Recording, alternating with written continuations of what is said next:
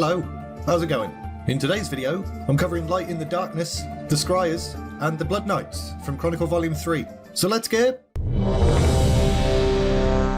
Legion forces had begun to arrive on Outland almost constantly, and a lot of folks across the realm were a little bit concerned by this. And there was one guy in particular who was very concerned, and we haven't seen him for a long time. Velen, leader of the Draenei. He'd spent a fair few years doing whatever he could to keep the Draenei hidden in scattered settlements across Outland. However, he knew it was inevitable that the demons would discover them eventually, and then they'd probably try and finish the job, and murder all of them. Velen had never abandoned his faith in the Holy Light. Despite how much of a ball ache his life had been for the last god knows how long, he prayed for daily guidance from the Naaru, and when the Legion began its invasion of Outland, he just prayed harder. But he wasn't the only one who reached out to the Naaru. Elsewhere, Khadgar was using his magic to scour the Great Dark Beyond, in search of allies who could help fight the Legion. And both Velen's prayers and Khadgar's presence were felt by the Naaru in the Army of the Light. The Army of the Light were currently waging a war against the Legion on Argus itself. They were eager to aid Velen and Khadgar, but they were a little bit busy. They couldn't spare the soldiers from their army to protect Outland, but they could possibly provide them with a means to defend themselves. The Naaru, Adal, Muru, and Oros volunteered to go and help. They jumped into a dimensional fortress called Tempest Keep, and off they went, on a little space road trip. They arrived in an otherworldly corner of Outland called NETHERSTORM. This region was a little weird. The twisting nether was constantly eating away at its borders, so it was a dangerous, unpredictable, and very purple place. Adal immediately surveyed Outland. The being sensed enclaves of Draenei, as well as remnants of the Sons of Lothar. It realised they were all divided, and they didn't need to be, so it searched for a place that it could rally the different factions of Outland and organise them into a super awesome defence force. And it chose Shattrath City.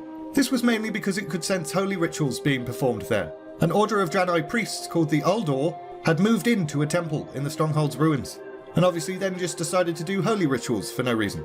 So Adal used energies from Tempest Keep to transport itself to Shattrath, and Muru and Oros stayed behind to keep an eye on the ship.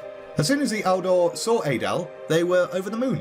They pledged to do whatever the Naaru wanted them to do. Adal's holy power soon drew other creatures to Shattrath as well. Velen decided to only take a few followers at first, just in case it was a Legion trap. But when he arrived and saw the Naaru, I imagine he cried a little bit. Tears of joy. Khadgar and some of the Sons of Lothar also travelled to Shattrath to find out what the bloody hell was going on. The Draenei were wary of the humans at first.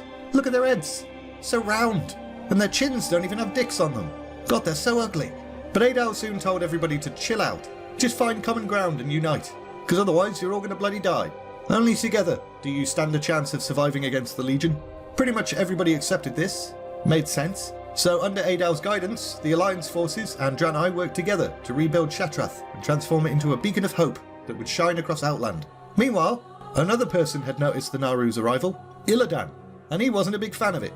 He viewed the resurgence of Shattrath as a potential threat to his own war against the Legion. As far as he was concerned, the Naaru would attempt to seize control of Outland as soon as it had gathered enough strength. So he decided to strike whilst they were still weak. He ordered Kael'thas to send his blood elves to take the city by force. The prince asked if he could have some demon hunters join them as well, and Illidan was like, nah. They served another purpose, but Illidan wasn't telling anybody what that was. And this really rustled Kael'thas's jimmies. But he obeyed the command.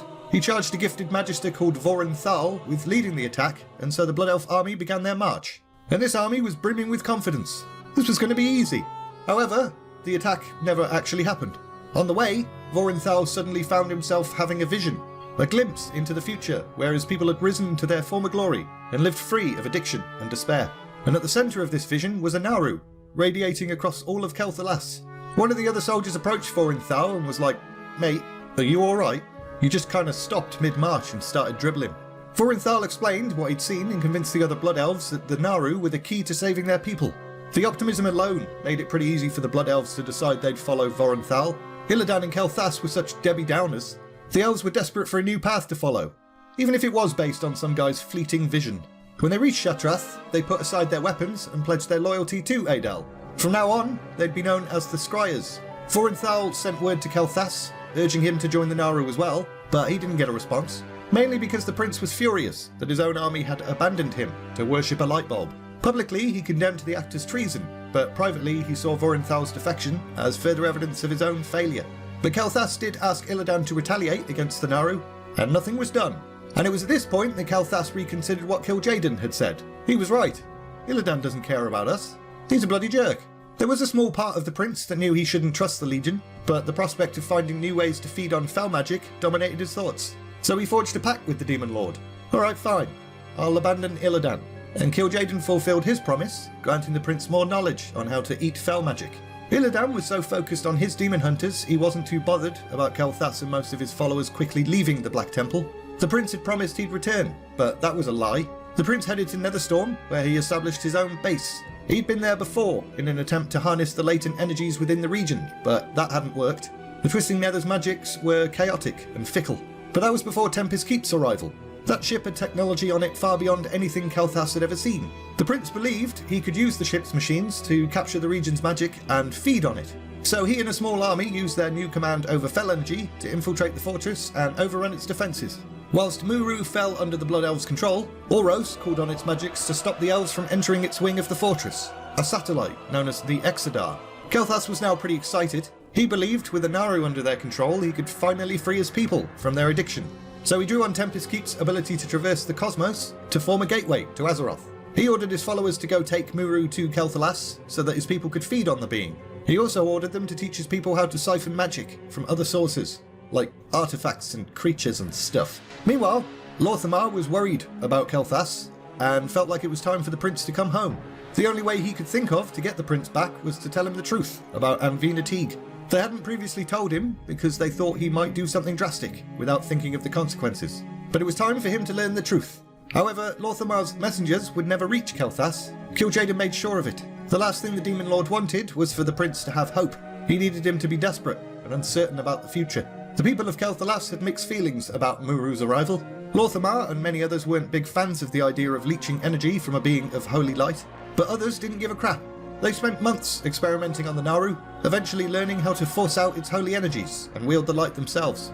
Some of Kael'thas' former priests, including Lady Liadrin, heard of this.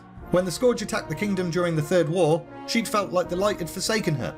Like many priests, she'd lost her ability to call on her holy power, and her faith had faltered. But using this Naaru, they could rekindle their connection to the light. And that sounded brilliant. Liadrin was the first to indulge in Muru's energies. She and those who followed forged a new order of paladins, known as the Blood Knights. And we're leaving it there! So that was a bit short and sweet. In the next Volume 3 video, the Ethereals get introduced, Illidan attacks the Nathrezim's homeworld, and the Draenei come to Azeroth. Should be fun. As always, thanks very much to those of you who support the channel as patrons. If anyone would like to support the channel in that way, links in the description. And there's a link to the Discord server in there as well. If you enjoyed this video, like, subscribe, all of that bollocks. And all the stuff to say is, thanks for watching, and see ya!